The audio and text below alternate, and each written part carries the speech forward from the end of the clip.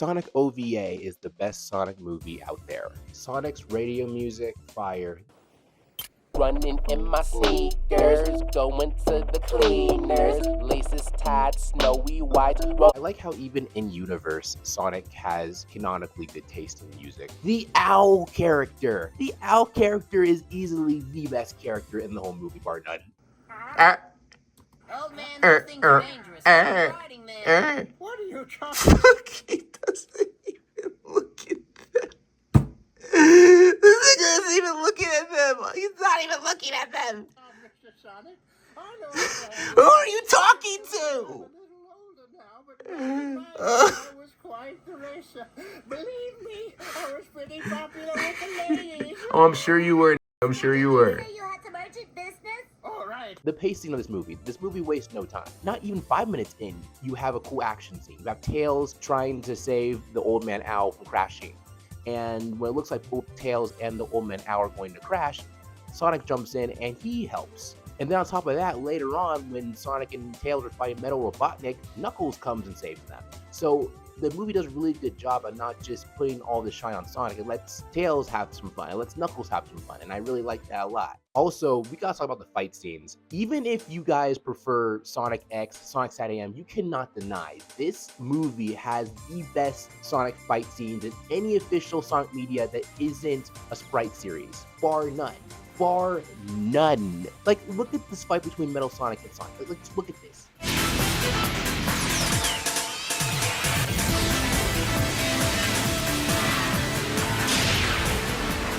You might know everything I'm going to do, but that's not going to help you since I know everything you're going to do. Strange, isn't it?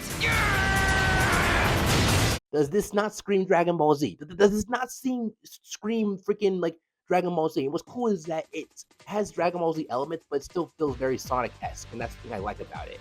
Let's talk voice acting. I really like Martin Burke as Sonic. I think, honestly, he isn't talked about enough. You know, Jaleel White is talked about, Ryan Drummond is talked about, Jason Griffith is talked about, Roger Craig Smith, and even Devin Mack is talked about. But Martin Burke really isn't talked about all too much, I feel like. And I think he should get more credit. I think his Sonic voice is pretty good. I think he does a good job of making Sonic sound young, but also mature enough. Like he could be a teenager, and that's Sonic's age. So I think that he does a really good job of playing Sonic. And the other voice actors do good too. I think Lainey Frazier, if that's how you say her name, did a good job voicing Tails. I think Bill Wise did a good job voicing Knuckles. And I really love Edwin Neal's performance as Dr. Robotnik. I think he does a really good job also. OST. It wouldn't be Sonic Media without good OST. This movie, like I mentioned earlier, has a fantastic OST. I've walked around cities just listening to the South Island theme. And on top of that, look-alike, amazing song. I love it. The lyrics are questionable. Ice and water, steak and cow, autumn this year and last year, swapping time, rain and cloud, A, B, C, D. But it works, and I think Ryo Konaka is a good singer. Also, I really love how Sonic CD-esque the OST sounds. Like a lot of the music you hear in this, you could put in a Sonic CD level and it would work. One thing you'll notice also is that this movie's animation is very, very similar to Sonic CD's animation. And what's crazy is that the companies that did the animation for each are different. Sonic even does the Sonic CD pose. Also world building. In a nutshell, the whole plot of this movie is Robotnik trying to get Sonic to stop this generator in Robotnik land, when really that generator was just a trap to copy Sonic's data so Robotnik can make Metal Sonic. And Metal Sonic's birth, everything about this scene I love. From the music to Metal Sonic rising up slowly to the pink purplish electricity that surrounds him and his glowing red eyes. This movie does a really good job at making Metal Sonic intimidating. I feel other Sonic media involving Metal Sonic hasn't done that as good as this one. There's just so many scenes in this movie where Metal Sonic just looks loud, creepy, and I love that. Also, Sonic apparently has an outfit in this movie that he never wears, but the old man owl does, but Tails says this.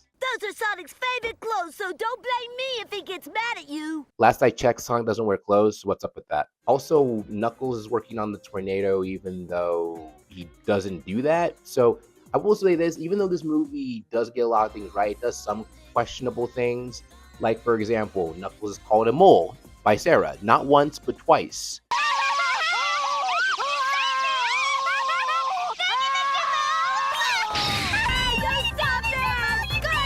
even though he's an echidna. I don't know any moles that have spikes on their back, so I'm not sure what that's about. But that would also explain why the whack-a-mole gag is present. The Eggman Sarah fantasy is also really funny.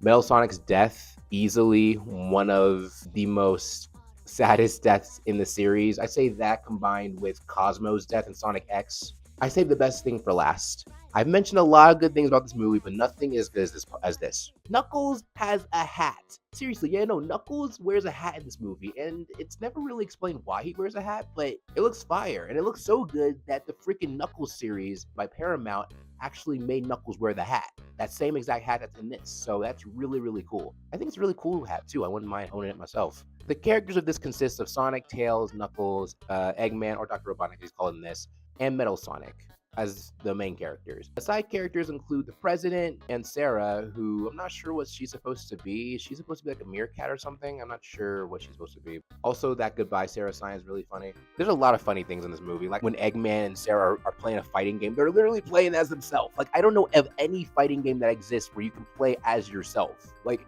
I'm trying to imagine how funny that would be if I just like played a character that was purely me. I'm not talking about like the Mii's from the Nintendo games or your Avatar. I mean like they're literally playing as their exact self. Like imagine playing as your exact self in a video game. That'd be crazy. But that was Sonic OVA. What's really crazy is that apparently I saw somewhere this was supposed to be an actual series, but only 2 episodes got done and it got combined into 1. I would have loved this to be a series. Why wasn't this a series? The Sonic movies are good. Sonic X is good.